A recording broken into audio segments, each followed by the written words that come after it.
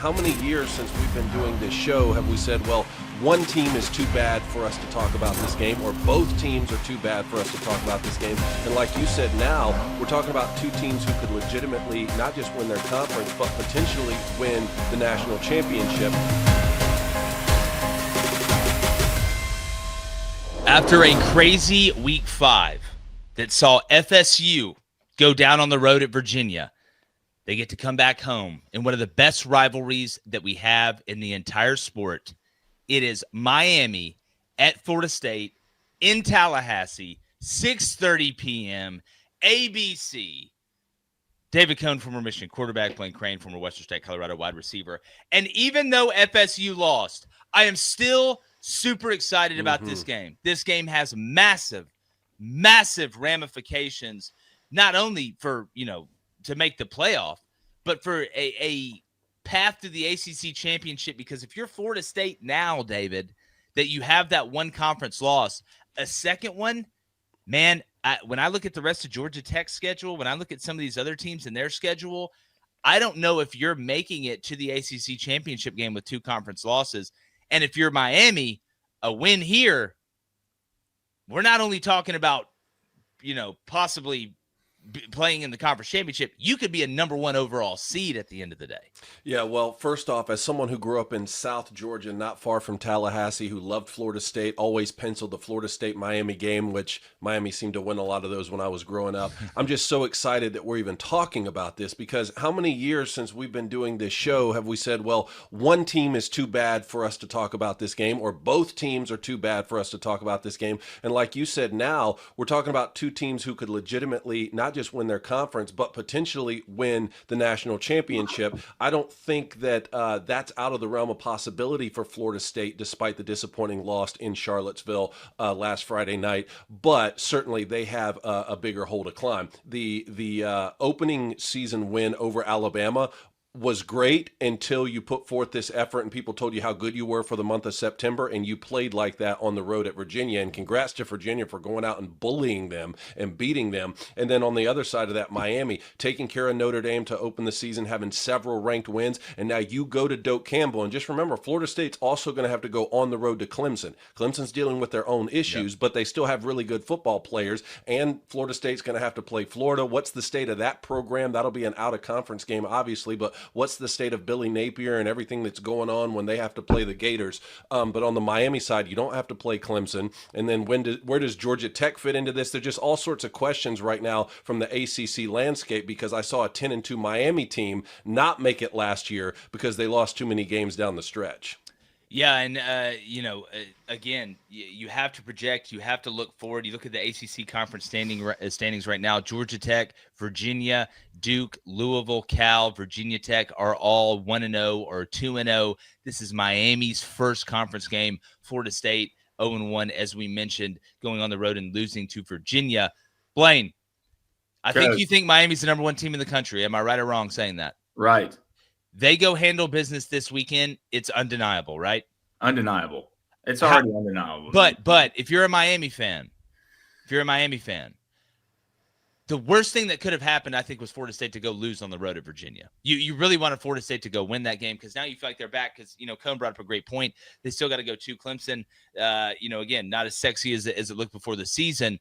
But if this Miami team, if this Florida State defensive line, if that Florida State defensive line that played Virginia shows up against Miami, they're going to get their ass steamrolled, buddy. And Mark Fletcher may run for 3 bills. Well, I mean, sooner or later, gravity's gravity, right? And you watch college football, most of the time, the bigger guy is going to win, right? Through 4 quarters, you can fight, you can scratch, you can claw, but the bigger guy is going to lean on you. And right now, this spread is -5.5 Miami.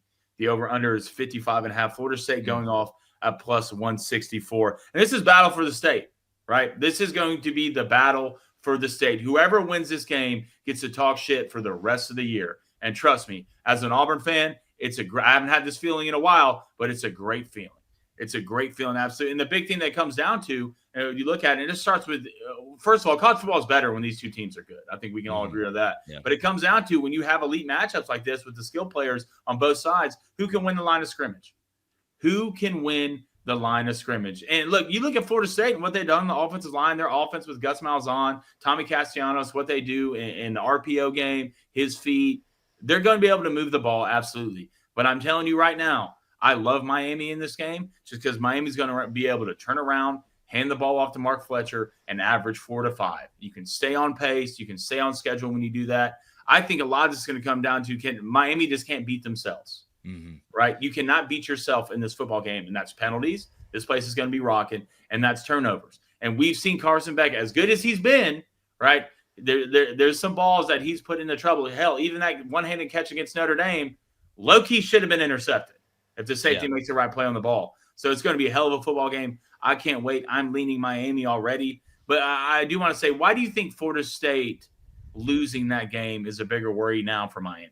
All right, our friends over at Prize Picks, it's the best daily fantasy, daily lineup app that's out there. All right, and they're going to bring you this episode. You and I make decisions every day, but on Prize Picks, being right can get you paid. So don't miss any of the excitement this season on Prize Picks, where it's good to be right. We put out our lineups. You can find them all over social media. And Prize Picks makes daily fantasy simple. Just select more or less on a 2 to 6 player projection to build your lineup. And when your picks hit, you have the opportunity to win up to 2,000 times your money. Available in over 40 states, Prize Picks puts members first with fast, secure withdrawals through Venmo, Apple Pay, and MasterCard. Their innovative Flex Play even lets you cash out and double your money if one pick doesn't hit perfectly. So turn your sports knowledge into real money in under 60 seconds on Prize Picks' trusted, skill-based fantasy platform that millions of users rely on to add to the excitement of your season. We're winning money. You can win money. Download the app today and use code BOOSTER to get $50 in lineups after you play your first $5. That's code BOOSTER to get $50 in lineups after you play your first $5 lineup. Prize Picks. It's good to be right.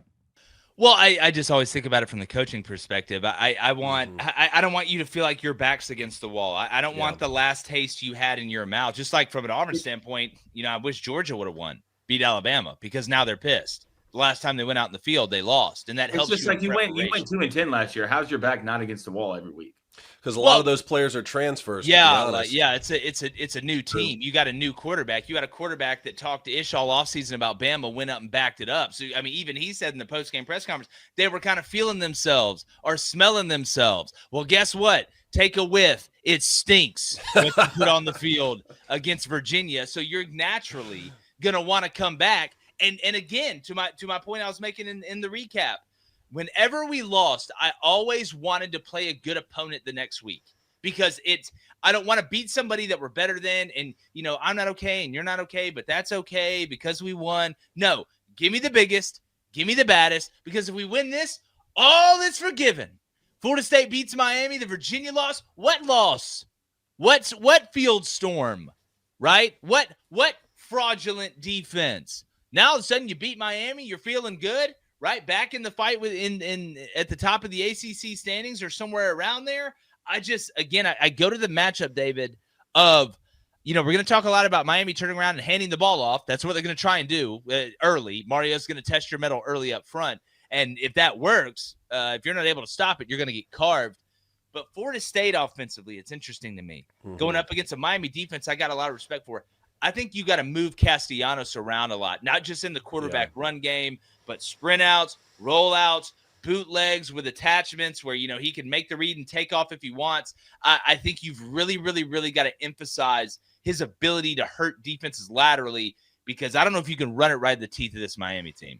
Yeah, well, I told you guys after Florida State beat Alabama, what'll be interesting to see is this who this team really is, or is this a team who heard all offseason that they have no shot in the world to beat Alabama, and they really got up for that game? Because a couple things really do worry me about the tape that I saw from the Virginia game, especially on defense, like poor angles, missed assignments, and then, talking about Thomas Castellanos turning the football over in a way that he didn't in the Alabama game, played nearly perfectly, but looked more like the kid from Boston College who got benched a year ago. Which one are you going to see? Now, here's the thing. I'm not leaning one way or the other. I still think Florida State has a legitimate opportunity to win this football game in Doak Campbell, and even in the loss to Virginia, they still rushed for over 250 yards. Gus Malzahn is going to find a way to have his team run the football well. Can you do it on this Miami defense? And then on the flip side of that, Carson Beck has looked so great in the pocket. He's played with so much poise in a way that I didn't know if he'd be able to do coming into the season. It seemed like maybe he was distracted a little bit leaving Georgia for Miami, all the NIL money coming back post-injury.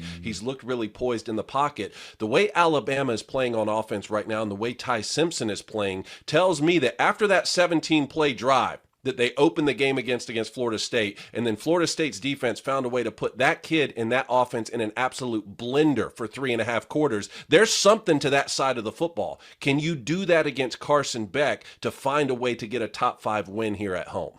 Yeah, well, to me, it's not having, if you're Florida State, not having to make Thomas Castellanos beat a quality defense with his arm. What was working in that Bama game? Well, a lot of it, the zone read stuff was working. The gap scheme stuff was working. It got to a point where, whether it was Sawchuk or Chroma or Castellanos, when Florida State was running the ball, they were having success no matter really zone or gap or running back or quarterback. And then what did that do? That opened up everything else. Big Deuce Robinson, that the threat running down the field as a tree. It's just, again, everybody's going to be talking about the Florida State defense. I think the Florida State defense obviously they're going to get up, Blaine. They're going to want to play. They're going to want to play better. It's Miami. You got to play better. But just because you want to do something doesn't mean it's going to work. I want to be 7 foot tall.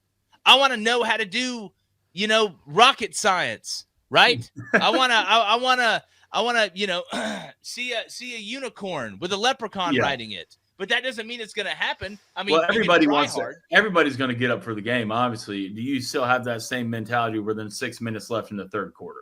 Mm-hmm. Right, when Miami's turn around and hand the ball off 30 times in front of that offensive line.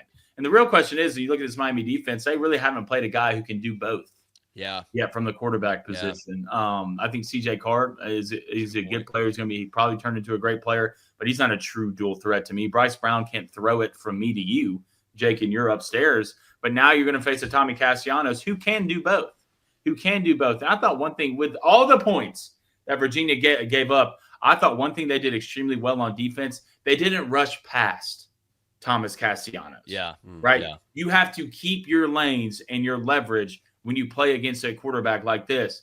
And as good as Ruben Bain is, right, he can get someone in trouble if you rush the same way you've been rushing against other quarterbacks. Tommy Castellanos, he'll just scat and get out of there somehow. So you have to keep Tommy in the pocket, right? If he beats you from the pocket, you tip your cap. Sorry, my hair is terrible, and you move on. You move on to the next day. So there's a lot of little things that Miami's going to have to do right on the defensive side of the ball, containing Tommy Castellanos, not falling for the eye candy of Gus Malzahn, because I promise there's going to be someone every single play with the orbit motion they do and everything that they do. So it's going to be an interesting football game, and I'm glad it's going to be an interesting football game, because I'll say it again, college football is better when both these teams are good.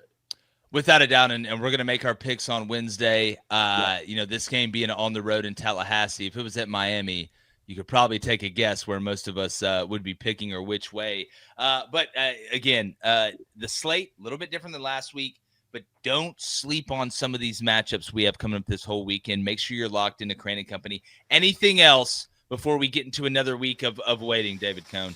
Nothing bugs me more than bugs in the house, around me. And that's why you need to hook up with our friends over at Pestie. They offer professional-grade, do-it-yourself pest control at a fraction of the cost of traditional service. Their easy-to-use kits take just minutes to apply and provide the same effective products used by professionals. While other pest control companies charge over $800 annually, Pestie's customized plans start at just $35 per treatment, tailored specifically to your location, your pest issues, and local climate conditions. Now, each Pestie kit comes complete with a reusable electronic sprayer, mixing bag, pesticide, gloves, and simple instructions that take less than 10 minutes to follow. Even Batman has one. The system effectively eliminates over 100 types of bugs, including spiders, ants, roaches, and stink bugs. Again, we all use it. It's a fantastic product. You need to use it too. Plus, Pestie's products are kid and pet friendly, using fully registered pesticides that are trusted in hospitals and schools nationwide, backed with 100% bug-free guarantee, offering a full refund if you're not completely satisfied, but you will be. Now's the time to protect your home from bugs. So go to pestie.com/Crain for an extra 10% off your order.